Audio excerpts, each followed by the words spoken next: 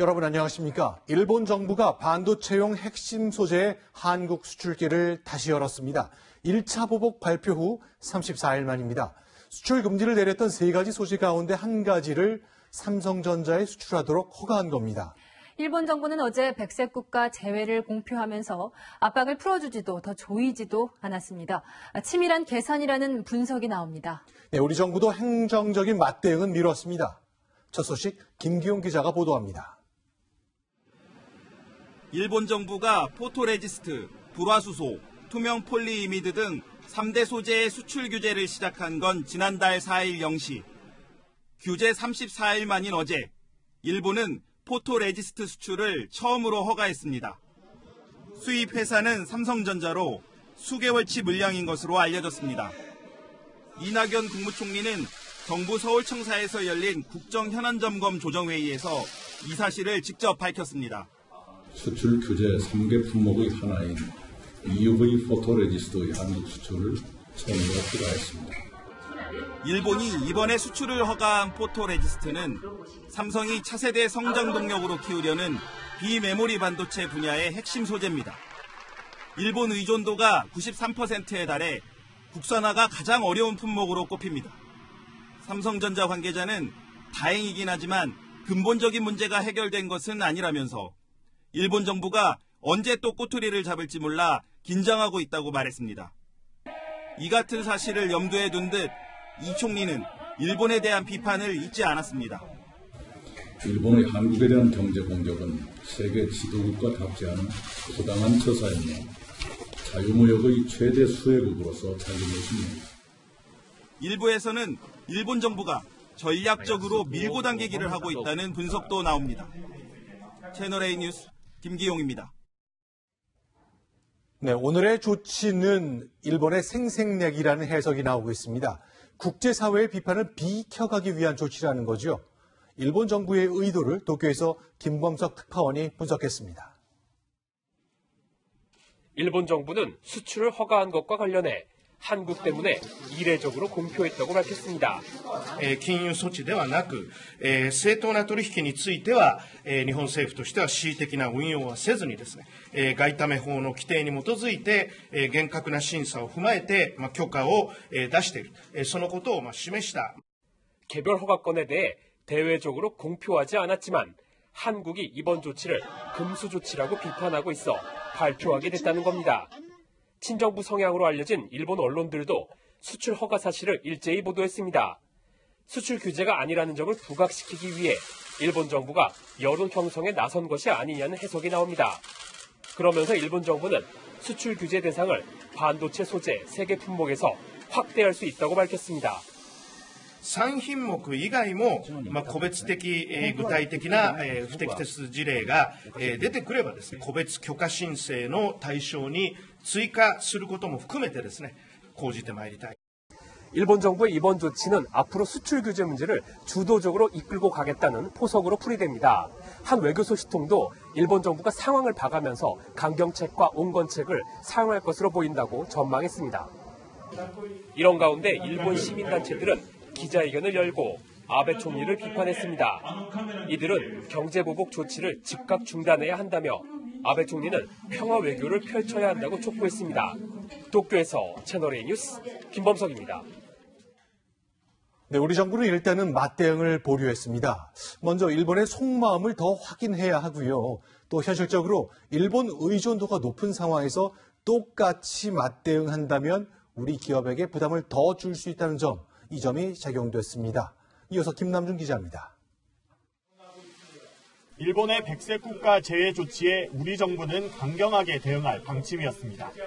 일본을 백색 국가에서 제외하여 다 지역을 신설을 해서 일본에게 또 다른 절차를 적용할 계획으로 있습니다. 실제로 오늘 일본을 백색 국가에서 배제하는 고시 개정안을 준비해 맞대응할 예정이었습니다.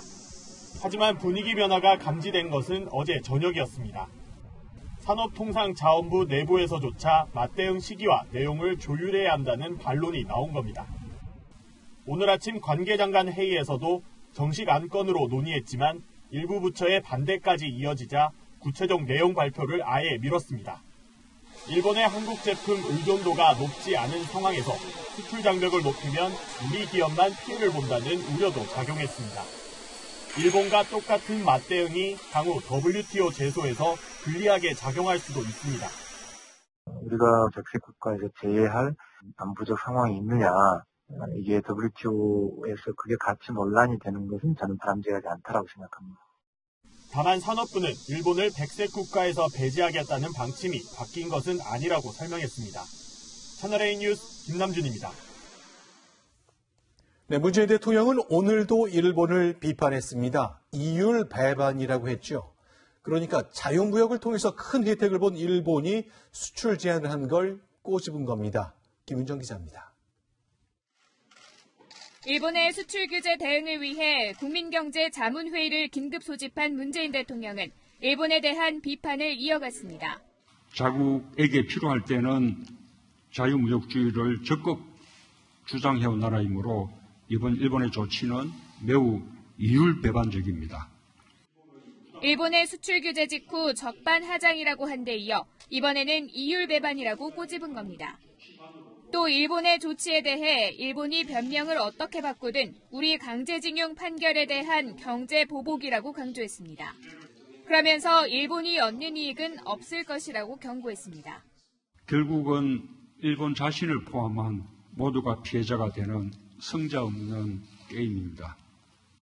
일본이 수출 규제 조치 이후 처음으로 반도체 핵심 부품 한 건 수출을 허가했지만 변하지 않는 것은 불확실성이 여전히 살아있다는 점이라며 경계를 늦추지 않았습니다. 일본의 태도가 변했다고 보기 어렵고 칼자루는 여전히 일본이 쥐고 있다는 판단 때문입니다. 다만 외교적 노력을 계속해 나갈 것이라며 협상 여지는 남겨놨습니다. 채널A 뉴스 김윤정입니다. 반일 감정이 고조되면서 떠오르는 휴가지가 있습니다. 우리 영토의 동쪽 끝, 독도입니다. 독도행 배를 탄 마음들을 배유미 기자가 들어봤습니다. 아침 일찍 배를 타려는 사람들이 길게 줄을 섰습니다. 울릉도와 독도로 가는 여행객들입니다. 하늘 관계도 있고 이래서 이걸로 울릉도 쪽을 또 한 번도 안 가봐서 그렇게 한번 잡아봤습니다. 일본하고 경제 보복으로 인해서 많이 우리나라가 좀 지금 독도가 많이 부각되고 있잖아요. 일본 여행을 취소하고 온 사람들도 눈에 띕니다. 후쿠오카 여행을 가려고 했는데 아무래도 지금 시국이라 가지고 취소를 하고 울릉도를 가게 되었습니다. 제 뒤로 울릉도로 들어가는 배가 보이는데요. 평일인데도 여행객들로 꽉 찬 상황입니다. 여행객들은 울릉도에서 배를 갈아타고 독도로 향합니다. 올해 독도 탐방객은 17만 2천 명으로 지난해 같은 기간보다 26% 늘었습니다. SNS에는 독도를 다녀왔다는 인증사진이 잇따라 올라오고 있습니다. 대한민국의 국민이 독도의 주인임을 선언한다. 충남 지역 고교생 40명은 우리말과 영어, 중국어 등 5개 국어로 작성한 독도 선언문을 현장에서 낭독하기도 했습니다. 4개의 언어로 번역을 해서 낭독을 하면 더 많은 사람들 그리고 한국을 넘어서 외국 사람들도 볼 수 있지 않을까 해서. 선사들도 발빠르게 움직이고 있습니다. 일본 여행을 취소하고 온 여행객들에게 배값을 깎아주고 울릉도 배표를 구입하면 독도 여행을 무료로 제공하는 곳도 등장했습니다. 채널A 뉴스 배유미입니다. 정치권에서는 애국가를 부르지 말자는 주장이 나왔습니다. 역시 친일 논란 때문입니다. 강지혜 기자입니다.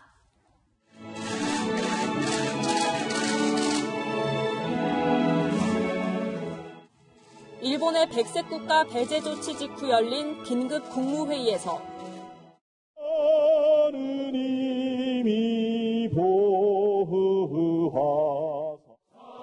더불어민주당의 대일 규탄대회에서도 울려 퍼진 애국가. 애국가를 작곡한 안익태는 1965년 문화훈장 대통령상을 받았지만 2009년 친일 인명사전에 올랐습니다. 더불어민주당 안민석 의원은 안익태의 애국가를 계속 불러야 하느냐는 주제로 긴급 공청회를 열었습니다. 경제전쟁이기도 하지만 더불어서 이번 기회에 친일 잔재를 청산하는 최적기라고 생각을 합니다. 안익태의 친일 행적을 감안하면 애국가를 불러선 안 된다는 주장이 이어졌습니다. 애국가는 우리 나라 사랑의 마음을 일깨우는 노래로서는 이미 그 위상을 상실했습니다. 어려서 우리 다 모르고 이렇게 배우고 커왔습니다. 근데 이거 잘못된 것을 확인하고 깨달았을 때 그걸 버리는 것. 하지만 자유한국당은 안익태의 애국가를 법적 국가로 명시하는 법안을 발의했습니다. 지금의 애국가는 관행적으로 불려왔을 뿐 법적 근거가 없기 때문입니다.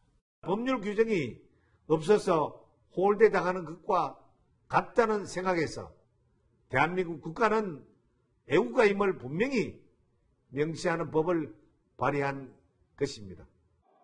일본 경제보복으로 다시 쟁점이 되고 있는 친일 공방이 애국가로 옮겨붙고 있습니다. 채널A 뉴스 강지입니다.